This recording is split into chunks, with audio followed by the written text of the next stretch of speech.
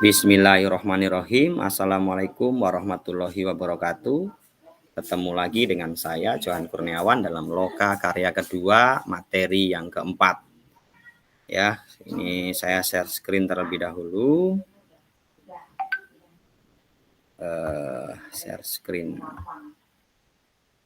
Kita share screen terlebih dahulu ya. Ya.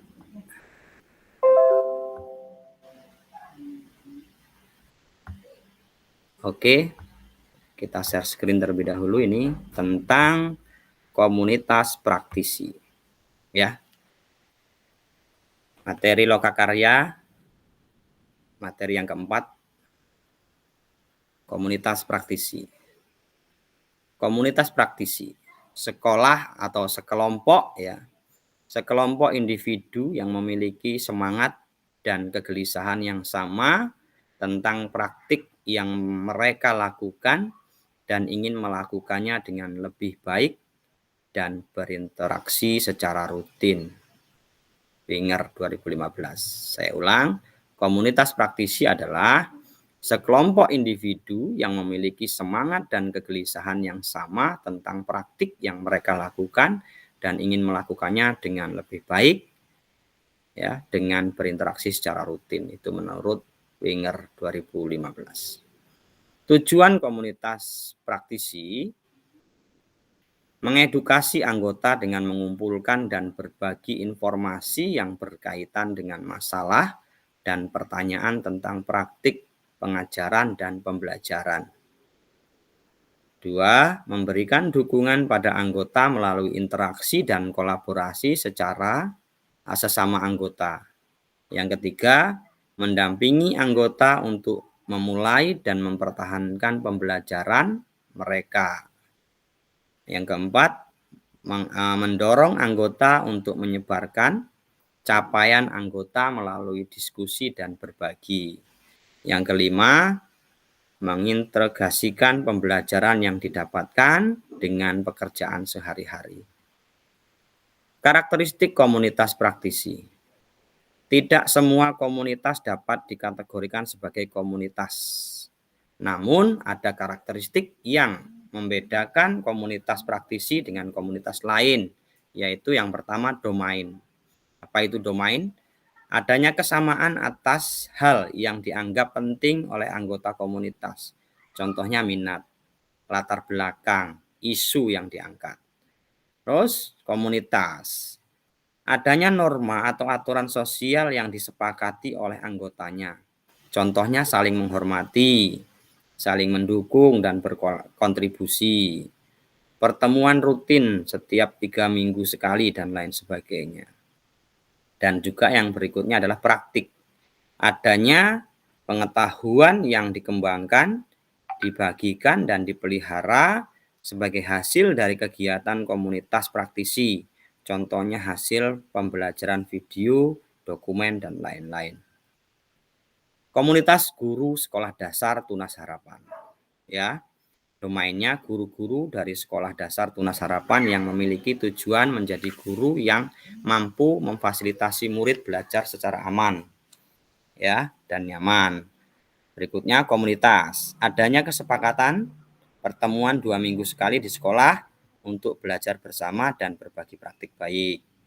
Berikutnya adanya catatan ringkasan pembelajaran, foto, video kegiatan dan kumpulan dokumentasi hasil kegiatan peserta. Ya, aktivitas yang dilakukan dalam komunitas praktisi ini seperti ini. Berbagi masalah dan mengembangkan proses untuk mencari penyelesaian masalah. Itu yang pertama. Yang kedua, merumuskan tindakan untuk menyelesaikan masalah. Yang ketiga, berbagi pengalaman menjalankan praktik. Yang keempat, merefleksikan tindakan-tindakan yang sudah diambil untuk melakukan perbaikan. Yang kelima, mendokumentasikan kegiatan dan produk para anggotanya untuk bahan ajar. Tahapan dalam membuat dan menjalankan kegiatan dalam komunitas praktisi agar sesuai dengan kebutuhan belajar anggota. Yang pertama, menganalisis kebutuhan belajar anggota. Dianalisis terlebih dahulu, kemudian memfasilitasi rencana kegiatan belajar berdasarkan hasil analisis kebutuhan. Yang berikutnya lagi, mencari narasumber yang relevan terkait kebutuhan belajar. Lanjut, menyelenggarakan kegiatan belajar di komunitas. Lanjut lagi, mendokumentasikan dan mempublikasikan hasil kegiatan. Yang berikutnya, mendampingi rekan sejawat dalam mempraktekkan hasil belajar di komunitas. Yang berikutnya lagi, yang terakhir, mengevaluasi dan merefleksi pembelajaran dan penerapan kegiatan. Jadi rangkaiannya untuk tahapannya seperti ini ya. Sekarang menganalisis kebutuhan belajar guru atau anggota. Cara memetakan kebutuhan belajar. Yang pertama adalah dengan survei sederhana. Yang kedua dengan rembuk diskusi. Yang ketiga bincang santai. Yang keempat observasi kelas. Yang kelima dialog interaktif. Reflektif maksud saya. Nah, survei sederhana itu seperti apa sih? Survei sederhana dapat dilakukan dengan menyebarkan kuesioner berisi pertanyaan-pertanyaan terkait praktek pembelajaran di kelas atau kebutuhan belajar para guru dan staf ya. Survei dapat ditunjukkan kepada para guru dan staf. Sebagai untuk rembuk diskusi ya, sebagai permulaan, rembuk diskusi dapat dilakukan pada forum-forum yang sudah ada. Contohnya rapat mingguan atau forum pertemuan rutin lainnya. Dapat pula secara khusus rembuk diskusi ini direncanakan untuk membahas akar masalah. Kepala sekolah atau pengawas sekolah atau penilik dapat menganalisis kebutuhan belajar rekan guru dan staf melalui bincang-bincang santai di berbagai kesempatan seperti saat istirahat di ruang guru atau sepulang sekolah. Bincang santai dengan beberapa guru dan staf dapat menggali informasi yang lebih dalam terkait masalah sehari-hari rekan guru terkait pembelajaran. Observasi kelas. Kepala sekolah dan pengawas sekolah atau penilik dapat mengobservasi bagaimana guru melakukan pembelajaran di dalam kelas dengan tahapan sebagai berikut. Yang pertama, mendapatkan persetujuan dari guru yang akan diobservasi. Yang kedua, siapkan jadwal untuk observasi.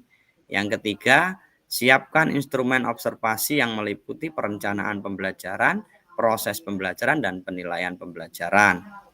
Yang berikutnya lagi, yang gede, berikan umpan balik dari hasil observasi kepada guru yang diobservasi dan refleksikan bersama hasil observasi tersebut.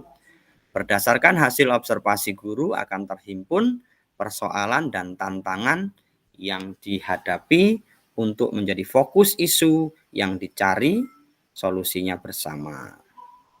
Dialog interaktif. Refleksi adalah tanggapan secara mendalam dan kritis seseorang atas pengalamannya sendiri. Melalui proses itu, orang berusaha semakin memahami arti atau makna dalam konsekuensi dari pengalamannya itu, sehingga mampu memilih tindakan yang cocok untuk pengembangan diri. Proses refleksi dapat dikembangkan seperti berikut. Yang pertama, perilaku, gagasan, perasaan. Yang berikutnya, melakukan refleksi dengan menghadirkan kembali pengalaman yang sudah dilakukan dan mengevaluasi kembali pengalaman. Berikutnya, perspektif baru, pengalaman diri, perubahan sikap dan perilaku, kesiapan untuk penerapan melakukan aksi, komitmen atau komitmen untuk bertindak. Dalam bagian di atas, tampak bahwa proses refleksi pada intinya meliputi 3 tahap kegiatan, yaitu A. Tahap menghadirkan kembali pengalaman, B. Tahap mengelola perasaan, C. Tahap mengevaluasi kembali pengalaman. Strategi analisis kebutuhan guru dapat dilakukan dengan 1. Memetakan tantangan dan persoalan yang dihadapi oleh mayoritas guru dalam satuan pendidikan. Sertakan dengan contoh atau data atau bukti yang menginformasikan bahwa persoalan tersebut adalah nyata. Nomor 2, memetakan sebab dan akar masalah yang terjadi. Yang ketiga, memetakan hal-hal yang sudah dicoba dilakukan selama ini. Untuk mengatasi persoalan tersebut, identifikasi seluruh upaya, baik yang telah berhasil maupun belum berhasil. Berbagi strategi dari guru yang telah berhasil menemukan solusi untuk tantangan yang dihadapi dan menggali pengalaman guru lain yang belum mencoba hal serupa. Setelah mendapat cukup data tentang kebutuhan belajar anggota, kepala sekolah dan pengawas sekolah atau penilik dapat menyampaikan hasil analisisnya dan mengajak guru untuk membuat rencana kegiatan belajar. Proses pelaksanaan kegiatan belajar ini dapat melalui forum belajar guru untuk membangun komunitas praktisi. Kegiatan dalam komunitas praktisi ini dapat menjadi media untuk guru dalam berbagi.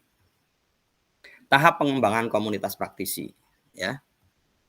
Tahap pengembangan komunitas praktisi di satuan pendidikan. Tahapan ini juga dapat diterapkan dalam mengembangkan komunitas praktisi di luar satuan pendidikan. Tahap merintis atau membangun, ya, nomor 1, membangun percakapan awal.